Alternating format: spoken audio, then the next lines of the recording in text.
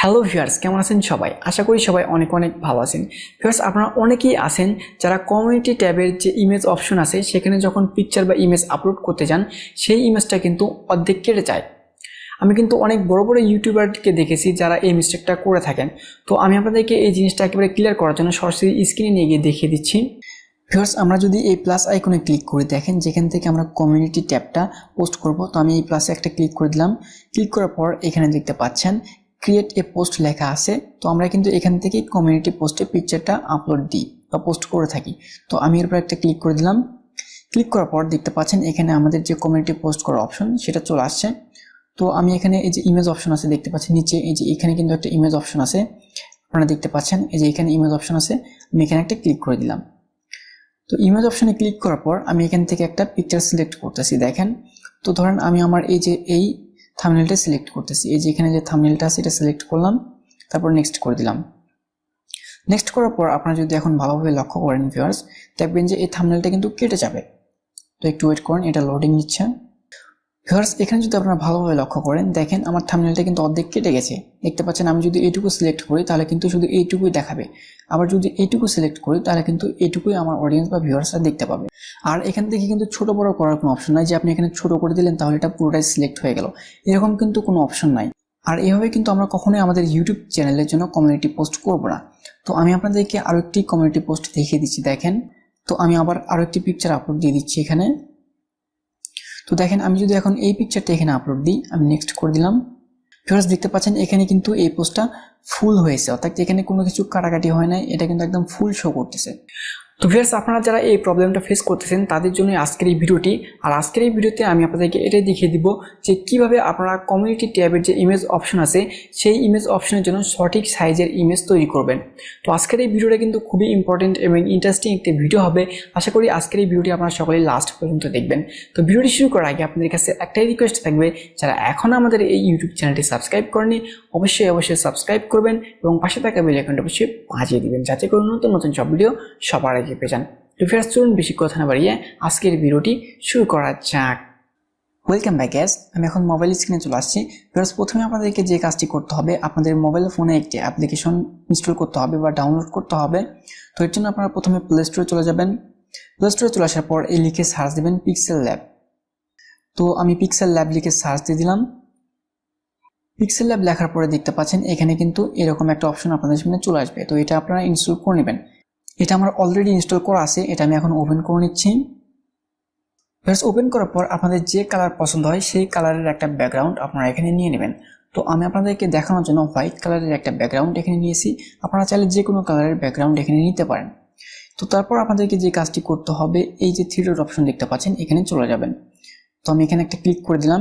Click করার পর এখানে আপনারা দেখতে পারবেন যে ইমেজ সাইজ নামে একটা অপশন রয়েছে, যেখানে দেখতে পাচ্ছেন এরপর একটা ক্লিক করে দিবেন। তো আমি ইমেজ সাইজ এখানে একটা ক্লিক করে দিলাম। দেওয়ার পর এখানে আপনারা দেখতে পাবেন কাস্টম নামে একটা অপশন রয়েছে, এই যে এখানে এর উপর একটা ক্লিক দিবেন বা চাপ দিবেন। তো আমি ক্লিক করে দিলাম।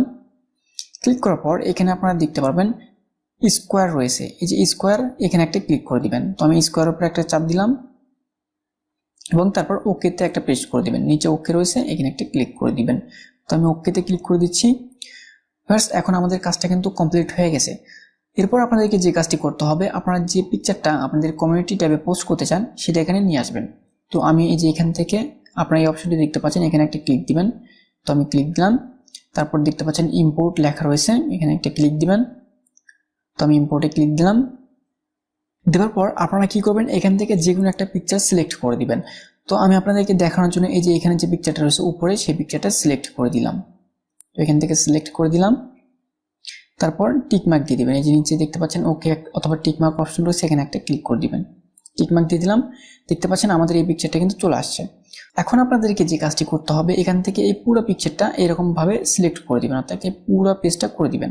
আমি করে দিচ্ছি, ঠিক এইভাবে দিয়ে দিবেন যতদূর যায় এটা আর কি। তো এভাবে সিলেক্ট হয়ে যাওয়ার পরে কি করবেন, এটা একবারে মাঝখানে নিয়ে আসবেন, আসার পর আপনাদের কাজ শেষ হয়ে যাবে।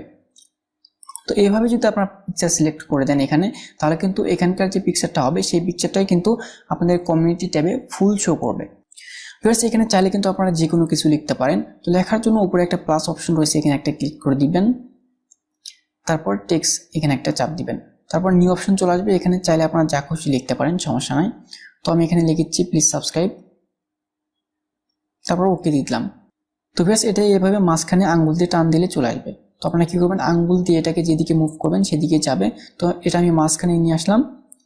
তারপর আপনারা কি করবেন, উপরে একটা অপশন দেখতে পাবেন, সেভ অপশন রয়েছে যেখানে, এরপর একটা চাপ দিবেন। চাপ দিলে এখানে দেখতে পাবেন সেভ অ্যাজ ইমেজ রয়েছে, এখানে একটা চাপ দিবেন, তাহলে এটা সেভ হয়ে যাবে। তারপর এখানে দেখতে পাচ্ছেন সেভ টু গ্যালারি, তাহলে এটা আপনাদের গ্যালারিতে সেভ হয়ে যাবে। তো আমি সেভ টু গ্যালারি করে দিলাম, এটা এখন আমাদের গ্যালারিতে সেভ হয়ে গেছে। ভিউয়ার্স এখন যদি আমরা ইউটিউবে চলে যাই, দেখেন ইউটিউবে চলে আসলাম। তো ভিউয়ার্স আমি কিন্তু ইউটিউবে চলে আসি। তো আগের মতনই সেম টু সেম প্লাস অপশনে একটা ক্লিক করে দিলাম।